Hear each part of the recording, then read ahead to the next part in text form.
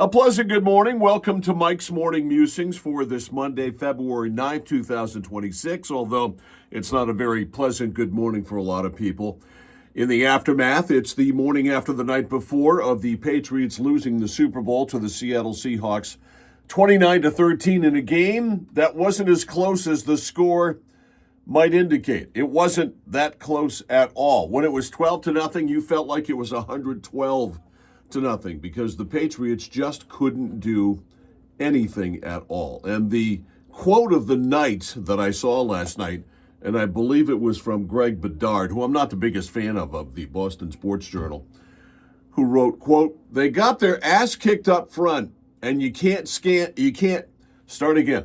They got their ass kicked up front, and you can't scheme around that. Truer words have never been written or spoken."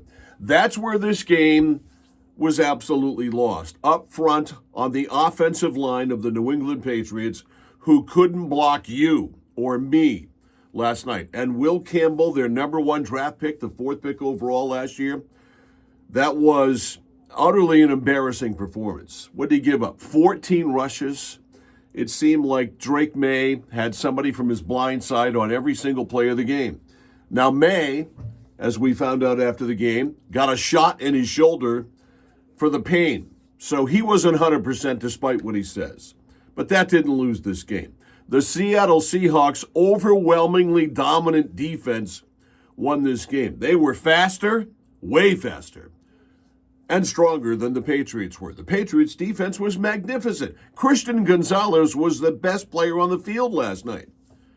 Didn't matter because the offense, with all kinds of opportunities, punt after punt after punt after punt, three and out, three and out, three and out. There's a lot of things to sit here and criticize this morning, but I'm not going to go there. I'm going to leave it alone because I look at this 2025 season for the Patriots as a gift. Nobody expected in their wildest dreams a team that had gone 4-13 the previous 2 years to turn it around and go 14-3 and go through the AFC playoffs, win the American Football Conference Championship, and play in the Super Bowl. We were playing with house money. That's how I feel. I'm not disappointed. This is not 2007 when the undefeated New England Patriots just absolutely blitzed and mauled everyone in the way on their way to the Super Bowl, only to lose to the Giants. And the devastation I felt after that, I couldn't sleep. I didn't sleep for days after that. I went to sleep last night just fine. This too shall pass. I look at it as a gift. If they had won, I would have been euphoric. But they didn't win. They were beaten by a better team. The Seahawks are a better ball club. Mike McDonald is a defensive genius. You got to tip the hat to Sam Darnold, who certainly wasn't great. But he managed the game, didn't throw any interceptions, didn't turn the ball over like he normally does at least one time a game.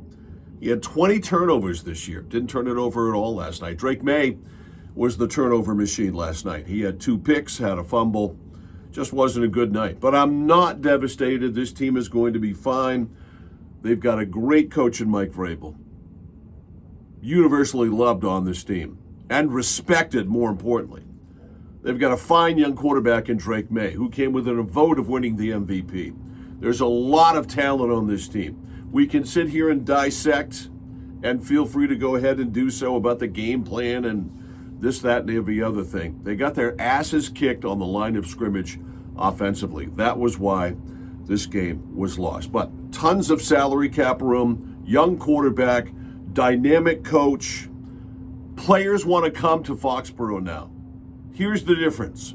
Players now want to come to Foxborough. So it's a destination place now for free agents, or will be, in the National Football League. So the Patriots lost. Today, we sit and look to tomorrow and pitchers and catchers report to Fort Myers, and everything is going to be fine. The sun came up this morning. We're going to have lunch later on today, and everything is fine. Yeah, it sucked. Yeah, I hated sitting through it.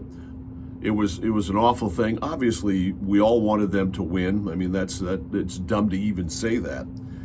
But I'm not devastated, and nor should you be. However, you have the right to be devastated. If you want to be devastated, feel free to do that. I don't choose to do that. I will see the glass half full. I will be the optimist here and try to be the adult in the room to tell you that everything is going to be fine. So there's that. Red Sox pitchers and catchers do report tomorrow to JetBlue Park in Fort Myers for spring training. We do have girls playoff basketball coming up tomorrow night.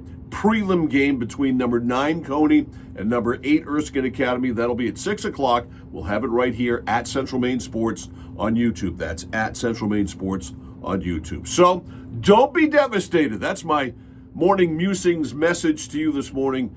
Everything is going to be fine. Baseball starts tomorrow.